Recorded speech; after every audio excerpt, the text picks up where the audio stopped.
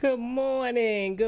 Happy Monday to you this Monday morning. This is episode 24, Mondays with Coach Rice. I'm your host, Coach Rice, your professional certified life and health coach and trained mental health counselor.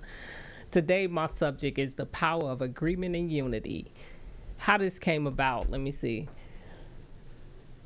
I'll tell you about it after I go into it. But anyway, think about this as I go through this whole episode. Think about these kind of questions. Can a couple or group effectively facilitate agreement and unity during the decision-making process? Can agreement and unity be sustained over time? And can potential conflicts be managed to maintain unity without compromising on diverse perspectives? The reason why I want us to think about those questions is because there is so much power in agreement and unity. And the reason why I put them together, because they really are different. You can agree, but not have unity. But you can't have unity with disagreement. And so I want to talk about that more because this weekend, during the 4th of July, I got a chance to experience it in a way that how the Lord spoke to me as I was doing a project with my husband. And I'll talk more about that. But in this episode, my goal will be to define agreement and define unity.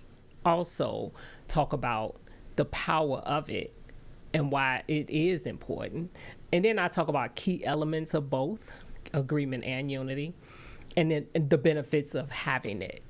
Because I want you to remember as I go through this, anytime you think about it, the devil is the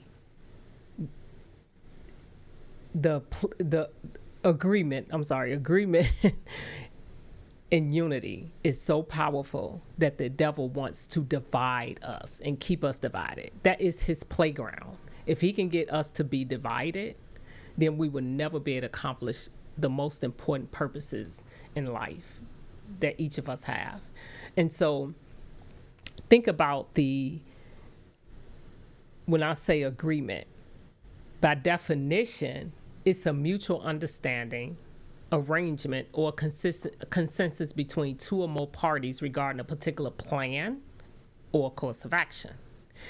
When this weekend on the 4th, before the 4th, me and my husband had a discussion about I want a deck. But I didn't know what I wanted. I just really wanted a gazebo. I want to be able to sit outside and drink my coffee and enjoy, listen to the birds and stuff, read my word, but without the mosquitoes and stuff. So I bought a gazebo and I said, baby, just put up the gazebo for me. And he was like, no, we need a deck for that because you want it to be stable and safe. And so we talked, we had a little heated fellowship because he's trying to find out what is my vision? What am I trying to do? So as we're dialoguing about this, I'm telling him exactly what I want. He's telling me how he's going to do it, and I'm feeling very overwhelmed. But we having this discussion about it. We have deep communication about it. And so finally, we finally agreed. We both agreed on the vision and the plan and started to plan it out. That's what agreement is. It's a mutual understanding. So we both had to first gather the understanding before we can move further. So that by agreement, we said, okay, we're going to build a deck first, then put the gazebo up. That was the plan. And so unity came in because the unity is being united as one, joined as a whole, but united as one. When we said, okay, let's do this, and this, we became one in that particular plan. So now we have unity. We both agree. We have a plan, and now it's time to execute it. So when it was time to execute it, what we did was we On the 4th of July, we agreed we was going to do this. So we got all the materials and gathered it up, and it was 100 degrees outside. This is not the reason why I'm talking about this, but I just wanted to give you the example of, although it was 100 degrees outside, we really built the foundation of the deck that day.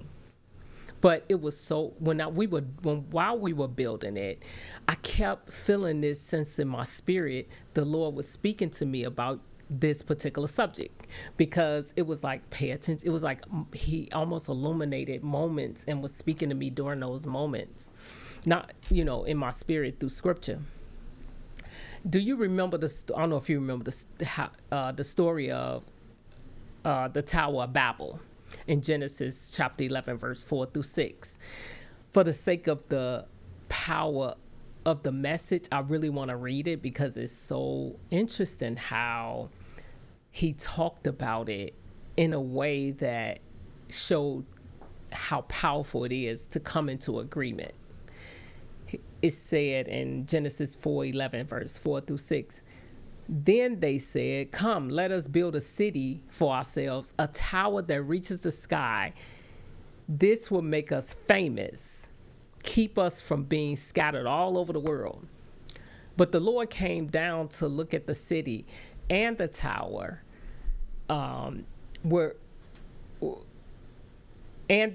the people were building. And he said, look, the people are united and they speak the same language. After this, nothing they set out to do will be impossible for them. So that's given us giving us the message in representing that this is saying, if we are one and united and speaking the same language, that means we on one accord, nothing we set out to do will be impossible. That's what he was saying in this message. And I was like, wow. And that's what was happening to us at that moment. It was a moment where God was like, I want to show you something. I always knew it was power and agreement, but the mechanism, he was showing me the mechanics of it. And I was like, oh my God. I was truly blessed by it. But also in Matthew chapter 18, verse 19 and 20, he said again, truly I tell you, if two on earth agree about anything they ask for, it will be done for them by my Father in heaven. For where 2 or 3 gathered in my name, there I am with them. He's talking about he's in the midst of 2 of us gathering, especially this is in the context of prayer, but Jesus emphasizes the power of agreement. That if we come together in his name, he's there, right there in the midst. And sometimes, we may underestimate the power of prayer, but it's powerful when we come together. And then in Psalms 133:1, he talks about how good and pleasant it is for when God's people live in unity, together in unity, how pleasant and how it is, because that's what he desires for us to do, is to be unified, because he's showing us there is power in unity, but the devil uses division to divide us so we won't get things accomplished. We have to be careful and watch out for stuff like that, right?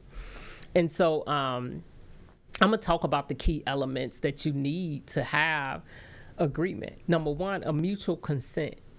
You must have mutual consent. All parties should agree on the terms and conditions of whatever your goal or plan is together. Because if you don't have that mutual consent, I'm going to tell you it won't happen. A lot of times we can say, oh, I agree, so we won't disagree. That's not agreement.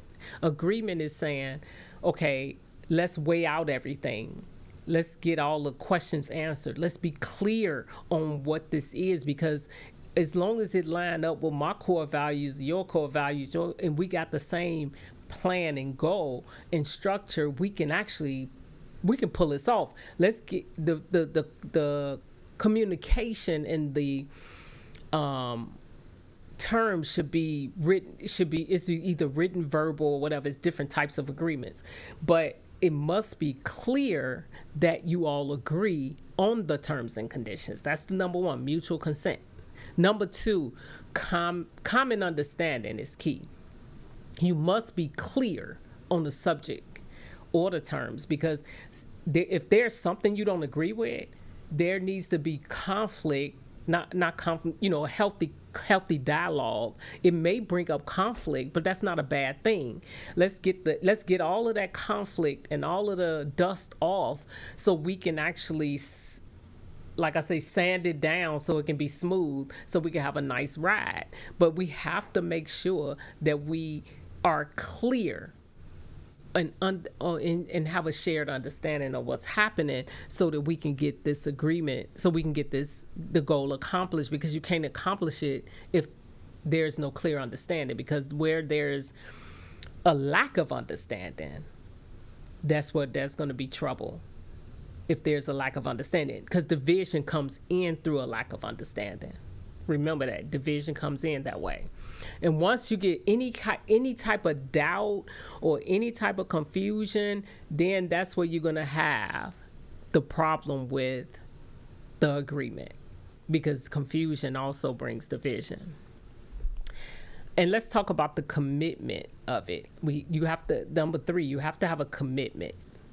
And the commitment got to be done for all the people who are involved. For the commitment is really just to fulfill the purpose of or the goal or the obligation of the agreement. So you must be clear. Communication is another one. It is so key when you're in agreement to have effective communication, because we don't want to bully no one into agreement. It's always let's get an understanding of the expectations, so that in the terms that's involved in the agreement, and so we have a good communication and dialogue around it, and now we can move forward. If you can't do that, it may be best, you may want to rethink about moving forward. If everybody is not agreeing on the terms, we may go back and forth. Even when you do legal documents, they go back and forth, red line, until they all come to an agreement. Once the agreement is signed, everybody is on board, things get done, things get accomplished. That's how you'll get those things accomplished. That is so important when we are trying to come to an agreement. Now I'm going to talk about the key elements of unity, because that's going to be important as well. And that's what happened when my husband and I was talking about building a deck. We had to really come to that agreement. And it wasn't, nobody was being bullied into something. It was really, truly mutual understanding of, okay, we got this goal, let's set out, let's do it. We have been in situations where we have agreed and one of us wasn't in agreement and it didn't come to pass. That's kind of how I know it's true. But the key elements of unity is, number one, oneness. When you have oneness, that's the part you need. That's why I say agreement and unity, because in agreement now you got to have oneness, because there's going to be trouble coming your way, tribulation, hardship, all of that. But if you in agreement, guess what? And oneness, you undivided for that common purpose. No matter what come your way, you're gonna hold each other accountable to get it done, because there's this oneness that's so powerful. Harmony is another one. Number two is harmony is another key element. When you have harmony, you have togetherness, where two people, where the group or two people are in mutual support of one another in these shared goals, and so the common you all working in harmony for the greater good or the common interests of each other. This is so important. Another one, number three, is alignment. That's when alignment is arrangement of two or more things that are positioned in a straight line where the parts come together as a cohesive whole. So if you are in alignment, then you really have power, because that bond is going to be so hard to break. And so that's going to be important.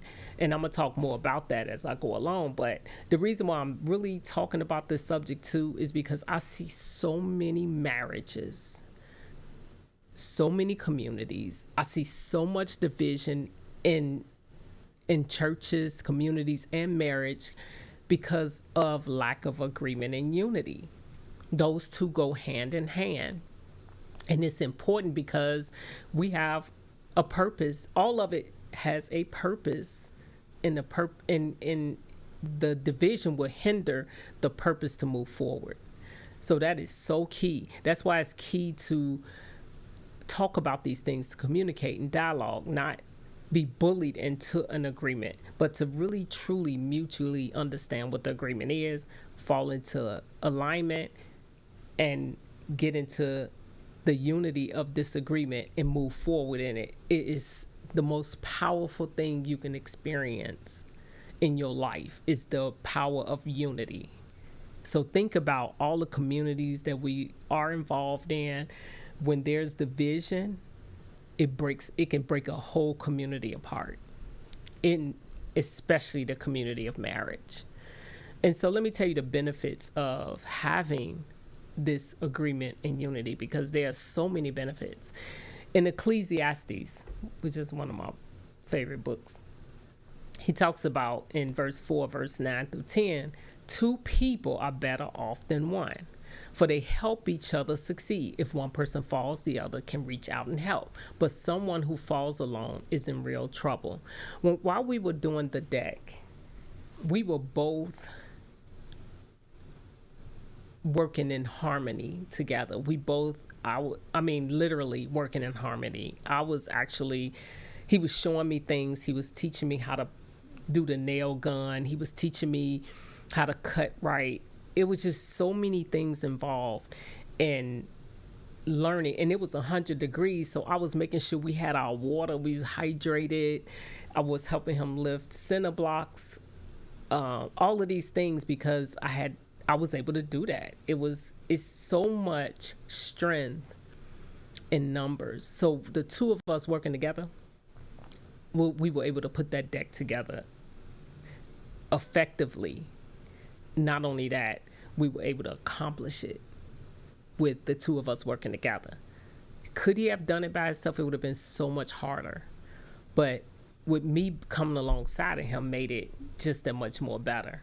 And then so we had strength and support of one another, which championed unity. That was so beautiful. So God was showing me that effectiveness and efficiency is another benefit.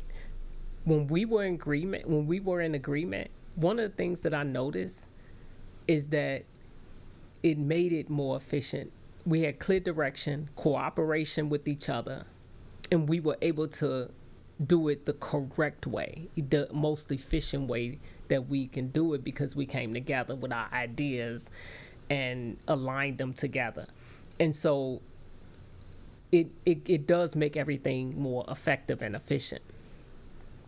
Trust and relationship building was a big, huge one. Like I was telling my husband when we finished the deck, I said, the power wasn't just in it wasn't just about the deck. It was the power was that God was showing me how wonderful it is when two people come together and do something collectively in agreement, and how it builds trust and strengthen the relationship.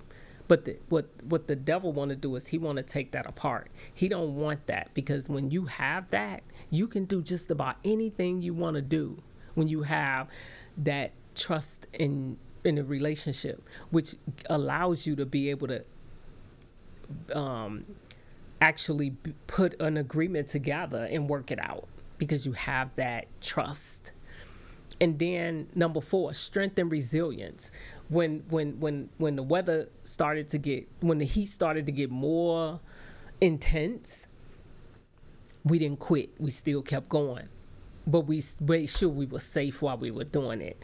And so, strength and resilience, the reason why that's so important, because you're going to face challenges when you start to agree, when you make an agreement on something and you got a goal that's set out. You're going to face challenges, but those challenges are not meant to tear you down. They meant to make you strong and make you more efficient in what you're doing when it comes to setting out what you're trying to set out as far as the goal is concerned, because there's a purpose in it. But when you come together, oh my God, with when stuff happen, it's so powerful when it comes together. Yesterday I went out and we watched a movie that was so powerful. It was called I think it was The Soul of Hope.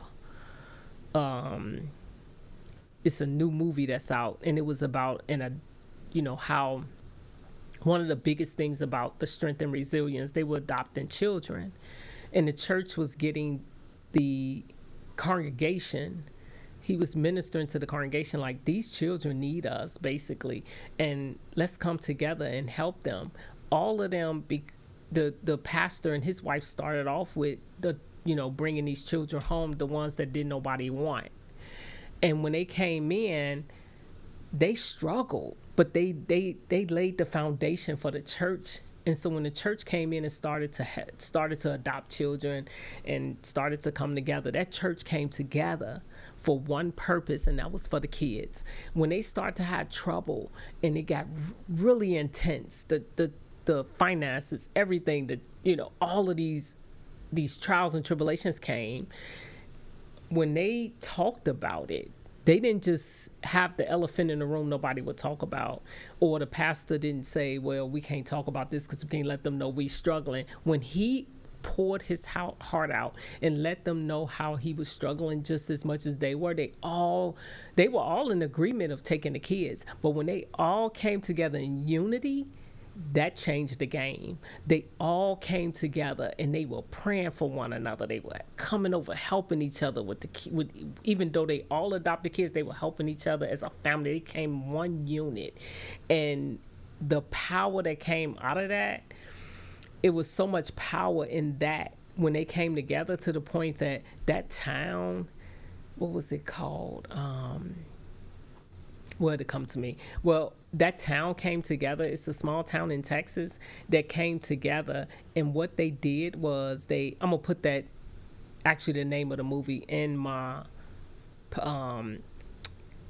YouTube video after in a link, because I kid you not, it's a movie that I think people should see.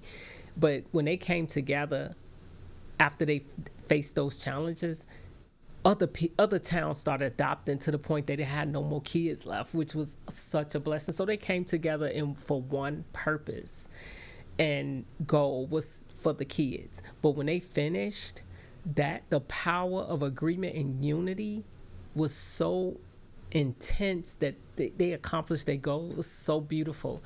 And so number 5, one of the other benefits is testimony and influence.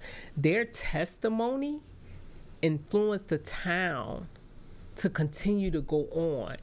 Their testimony, they was able to see the fruits of their labor. That's what happens. Unity serves as a powerful testimony to other people. It's showcasing the benefits of harmony and cooperation. That's what happened in that movie. It was so powerful. But one of the things that I want you to remember, to sum all of this up, is power in unity. It's power in agreement and unity together. But most of all, remember this: when you see division, be careful not to enter into it and give power to that, but take the division as a sign that we have to sit down and communicate about this situation, because we are divided. Do not overlook division, because that is the playground for the devil to have fun with your marriage, your community, your church. No, you must deal with it, because when there's division, there is no accomplishment. of the goals that you set out to do. So I want to encourage you, when you have a team at work, if your team at work is struggling and are divided, don't take that lightly. And you have division in your marriage, don't take it lightly. You have division in your community that you're trying to build, don't take it lightly, because you're going to sit down and you're going to look up, or you have division in church. That is not good. Don't take it lightly, because at the end of the day, guess what's going to happen? The enemy is going to have his way, and you will never get your purpose accomplished in the way that it's supposed to be accomplished. And a lot of other people are affected by the fact that we are divided.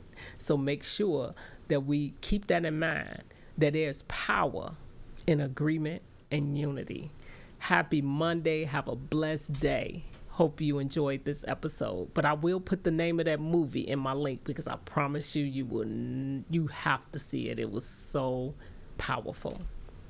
And it's a true story, by the way. That's what I like about it, too. So have a happy Monday. Thank you for listening. Hope you enjoyed.